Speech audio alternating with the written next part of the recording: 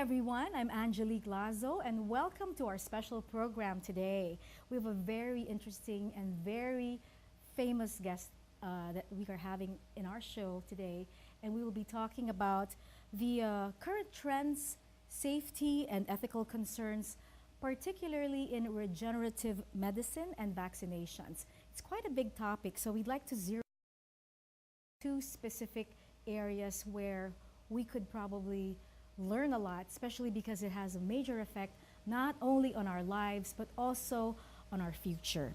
We have with us an internationally renowned expert in the field of stem cell therapies, particularly adult stem cell therapies and regenerative medicine. She has earned numerous prestigious honors and awards for her pioneering scientific discoveries, resulting in 23 patents issued in her name.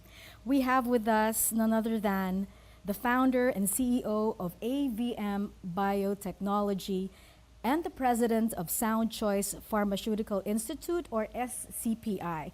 We're going to know a little more about these companies in a while. Ladies and gentlemen, please welcome someone who is an adamant right for lifer, Dr. Teresa Ann Deischer. Welcome. Thank you. It's nice to have you. It's wonderful to be here. So you're visiting the Philippines. You gave a talk about the current trends, safety, and the ethical concerns about certain practices in medicine. So at the Philippine College of Physicians, I gave a summary really on the state of the stem cell therapy and development, really a worldwide summary. What's going on? Where are we in clinical trials? And it's difficult to even address these issues without bumping into some of the morals and ethics. And in the case of stem cells, as it probably is the case with everything, the moral route is the type of stem cell, the adult stem cell, that is safe, that works, and that is affordable. Okay, so first things off, what is a stem cell? I hear a lot of advertising, there's billboards that we see. People want to look younger, they want to look prettier, they want to cure an aching muscle or something in their body, and they're going for these stem cell therapies. So first of all, what is a stem cell? So stem cells are very valuable cells because they can make more of themselves as well as become functioning adult cells in the body. So they have that dual property. They can regenerate themselves and they can regenerate damaged tissue. So very valuable, very exciting cells. What's interesting is this penchant for cosmetic applications of stem cells for rejuvenation that I've been hearing about, and walking through the Asian Mall, which was quite overwhelming, very fascinating to see. Huge place. I was surprised to see stem cell therapy advertised regularly in the beauty salons and whatnot. And I can guarantee you they're not doing stem cell therapy. So that's false advertising perhaps, or misleading, very misleading? Absolutely. And stem cell therapy has to be done in a sterile, controlled medical environment. This isn't something where you'd walk in and get some stem cells like you might have a manicure done. So misleading advertising, definitely. Okay, are being credited for discovering cardio stem cells, adult stem cells, is that right?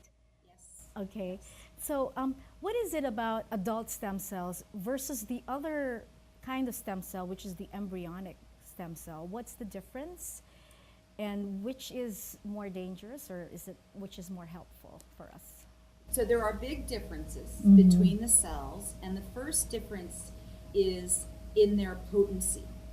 And potency means how many different types of cells can a stem cell become. An embryonic stem cell is considered pluripotent, and that means that it can make all of the cells of the body.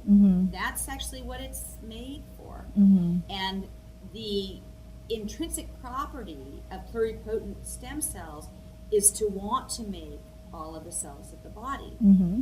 In contrast, adult stem cells are a little more restricted in their potency. Mm-hmm. And so they will make just a few of the cells of the body, depending on which organ they reside in. And one way to look at it, I don't know the terminology in the Philippines, but in the US, let's say that your kitchen sink was clogged, right? Okay. And if you could call in a general contractor, Mm-hmm. which would be like calling in an embryonic stem cell to fix your kitchen sink. And that general contractor probably could do that. Mm-hmm. But he's by nature a general contractor. And so he can't just fix the kitchen sink. Mm-hmm. So he's going to put a few windows in your kitchen where you don't want them. And he's going to lay down a marble staircase because by nature he's a general contractor. And general contractors build the whole house. And they're very expensive. Embryonic stem cells are just like the general contractors. They want to build the whole organism, the whole baby. You can't get them to stop. And so they form tumors when we try to give them to adult animals. And they're very expensive. In contrast, the adult stem cell is really like that specialist who unplugs your kitchen sink. And he does it very well, and that's all you want him to do. And they're more affordable, and they're effective. So that's a way to think about it. So when we say adult stem cell, that comes from the same person, autologous adult stem cell. In many instances, the stem cells that are being evaluated in clinical trials are self or autologous stem cells. They come from the patient themselves. And the physician or scientist would get them from the bone marrow or maybe the fat tissue of the patient. So the fat tissue contains some very valuable stem cells. And Through liposuction, maybe? You remove it's through liposuction, through abdominal liposuction. And then that's what they re-inject or replant or transplant on the same person. Exactly. Right. And what they would be doing is concentrating the cells and then directly applying them in a concentrated fashion where you need them. So that what would it do in the body? What would it do to an organ? A couple examples from clinical trials. When stem cell therapy has been used to treat chemical blindness, Okay. they have been able to restore sight in people, some who had been blind for decades. Stem cells, adult stem cells, have been used to restore muscle control, muscle function to patients who've been paralyzed for 6 months to many years. Adult stem cells have been used to reduce the effects of debilitating diseases like rheumatoid arthritis and restore joint motion and reduce pain. They're being used to treat stroke and heart attack and diabetes and multiple sclerosis, lupus, and I could go and probably And list leukemia, 30 or maybe 40 bone diseases. marrow transplants. They've also. been used to treat leukemia and cancers for decades. And so Right. we're just expanding our use Okay. of the adult stem cells. All right, so there's a lot of, it's a fascinating development, the use of these adult stem cells. Why is it that some other people insist on going back and using the embryonic stem cell when you said that it could cause tumors? It's a cell that can go anywhere, or it can become anything. It's not very specific. And yet, why do they use embryonic stem cells? What's the point? Embryonic stem cells are not being developed really to treat patients. So if you consider the number of clinical trials using adult stem cells that are registered on a U.S. site that's maintained by the National Institutes of Health, there are 423 adult stem cell clinical trials all over the world. And there are 6 embryonic stem cell clinical trials. Mm-hmm. So in comparison, very few people are really pursuing that. Mm-hmm. But there are some, and they tend to be very vocal. Noisy. Noisy. Right. So you'd think there's lots of embryonic Right. stem cell work going on. Why are they pursuing it Mm-hmm. when we know how dangerous it is and how expensive it would be Mm-hmm. to treat patients with this if you could ever stop the tumor formation? Mm-hmm. There are many reasons. One is an economic reason, a financial reason, and that's because the people promoting embryonic stem cells will personally make very large, very significant amounts of money. Mm-hmm. And the longer they work on the cells, Mhm. the more and more money they will personally make. So there's the financial incentive to make money. There's, this typical human nature who wants to admit that you are wrong, Mm-hmm. right? And sometimes when you choose the wrong path, it's amazing to watch people. It's almost suicidal, Keep right? going. They keep going down that path. They don't want to admit any They don't want to mistake. admit that they're wrong. Okay. And there is, a desire to work with embryonic stem cells that will persist, and it has nothing to do with treating patients. It's about cloning. Mm-hmm. And the cloning technology is advancing very rapidly. Mm-hmm. We can clone animals from many, many species, and active work is being done to clone humans. Okay, when we say embryonic, this comes from an embryo. And an embryo is a living human being. Does Correct. that mean that something happens to that embryo, to that human being? What happens to it when we use these stem cells? That's an excellent question. Currently, the way that embryonic stem cells are made requires that the embryo be destroyed. So in the process of getting embryonic stem cells from the embryo is killed.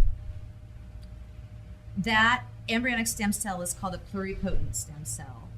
And we do have pluripotent stem cells from other sources. So we really don't need to be destroying embryos at all anymore. Because we can get pluripotent stem cells from a laboratory method, and we can get them from testicular biopsies donated from men. So there's no rational, logical argument for the continued pursuit of embryonic stem cells except really that desire to clone. So if a person, let's say, is interested in a stem cell therapy, will he know or she know the source of that stem cell? It would depend on where they go to get their stem cell therapy. If they choose to go to a disreputable clinic where the therapy has not been approved by a regulatory authority, maybe they won't know. There are destination spas in Eastern Europe where people go to have stem cells and material from electively aborted babies, aborted fetuses, applied for cosmetic purposes. And there they clearly know the origins of the cells. There are some clinics where you hear that they don't really know the origins of the cells and they're not regulated. But if you go to a clinical trial, a reputable medical center, there's the Makati Medical Center that has a regenerative medicine and stem cell program, then you are going to get the very best care and the very best stem cell, which would be an adult stem cell, which is all they use at that medical center. You have to just be very careful when you seek stem cell therapy. Okay. Make sure that it's from a reputable place, and make sure that you're doing it for the right reasons. Okay, so Dr. Teresa, we're going to keep talking about these trends, and from here on, we're going to move to another practice which has been discovered in the 1700s, the use of vaccinations, right? But apparently, there are new discoveries in the way these vaccines are being manufactured. And so we're going to talk about that in just a while. We'll be back.